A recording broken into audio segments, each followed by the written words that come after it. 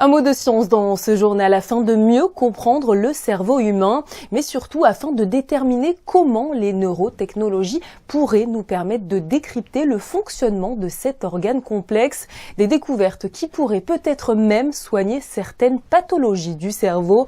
C'était tout l'enjeu en tout cas de la conférence L'homme cérébral qui s'est tenue ce samedi au Grimaldi Forum. Les explications de Patricia Navarro sur des images de Thomas Deus.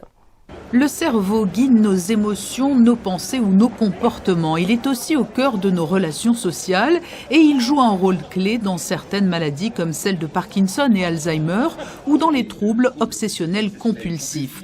L'enjeu pour les spécialistes est donc non seulement de chercher de nouveaux traitements chimiques à travers des molécules ou de se tourner vers les neurotechnologies qui permettent de moduler l'activité de nos neurones.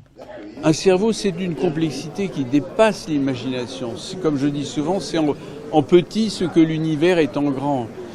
Donc le problème, c'est que si vous voulez améliorer une maladie d'Alzheimer, une maladie de Parkinson, l'épilepsie, la sclérose en plaques, limiter les séquelles des accidents vasculaires cérébraux, qui sont ces grands fléaux qui hantent notre société, il faut comprendre comment ça marche. Et comment le cerveau marche, mais aussi comment il dysfonctionne.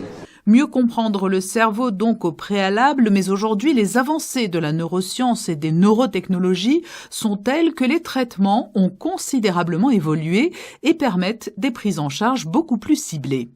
On a la capacité maintenant de faire ce qu'on appelle de la médecine personnalisée.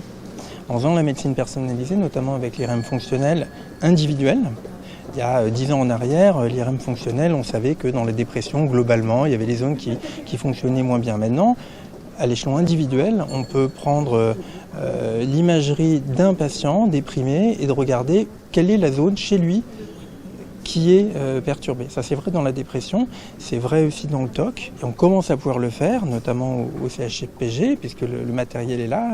Il va falloir maintenant qu'on apprenne à utiliser ce type de matériel pour pouvoir envoyer justement la stimulation magnétique spécifiquement pour ce patient sur cette zone du cerveau. Et le champ des possibles en la matière semble encore très étendu. Le cerveau, véritable chef d'orchestre pour tous les membres et organes du corps, est encore loin d'avoir révélé tous ses secrets.